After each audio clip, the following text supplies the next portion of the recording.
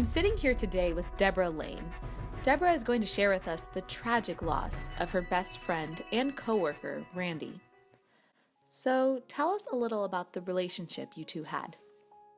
Randy and I, we worked together at Bel Air. I'd like to fool around and mess with him, and he would get mad at me, and he'd mess with me too, but we became good friends. So when did you find out that Randy was sick?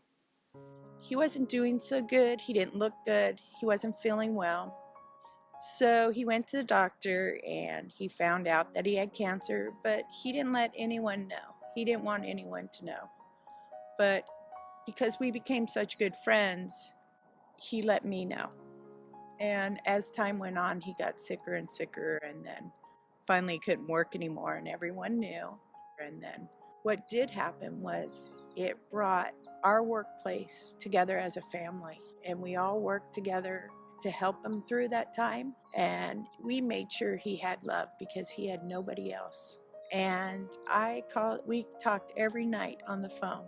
I know he was in a lot of pain, but every night I made sure to make him laugh.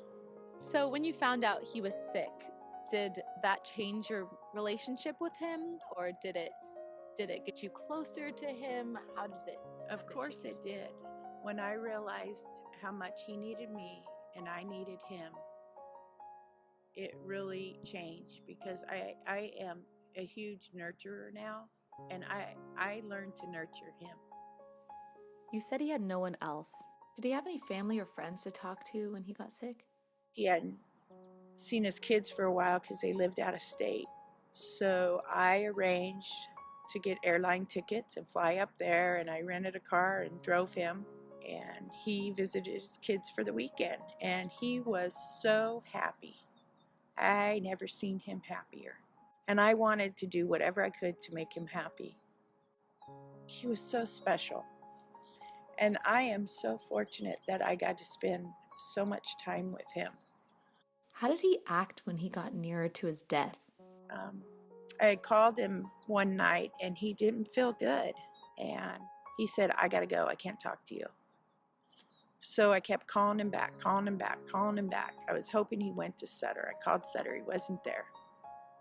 So I had to go to work the next morning, and when I was coming home from work, somebody rear-ended me.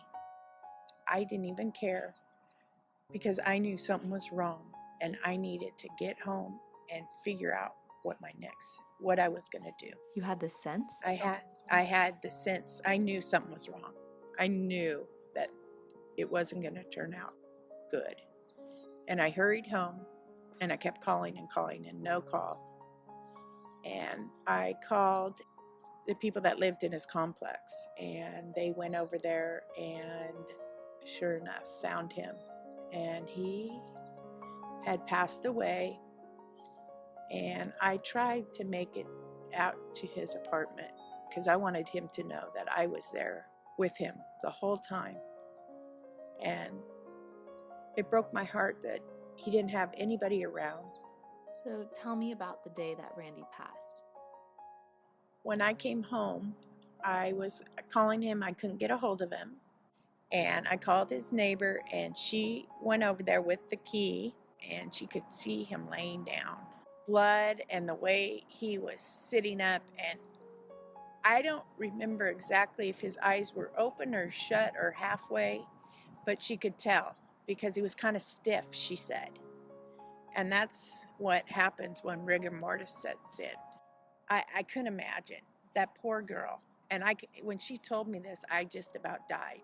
And what always haunts me about Randy's death was he had the phone in his hand and part of it on his lap. And I don't know if he was trying to call me for help. And it really bothers me. That's why I think when I realized how much he needed me and I needed him, I learned to nurture him. And it has taught me a lot, and I'm a lot better at it with my parents.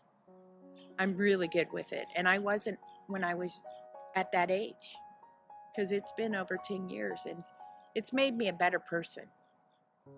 It really has. How do you think Randy's passing affects the way that you live your life today? I make sure that in my life and the people I love, I take care of them. I make sure I'm there for them. I make sure I call them. I make sure that all my friends know I'm around. And when someone's in trouble, I'm going to be there for them. And he taught me that lesson. And I am proud to say that he was my friend. And you had such an impact on his life too. The fact that he could open up to you really shows that he knew that you had that warmth and that potential to nurture in you. And the trust, because he needed someone he could trust, for his secrets in life. And I was there to make sure that I could give him everything he needed. Thank you, Deborah, for sharing your very emotional story with us today. You're welcome. Thank you.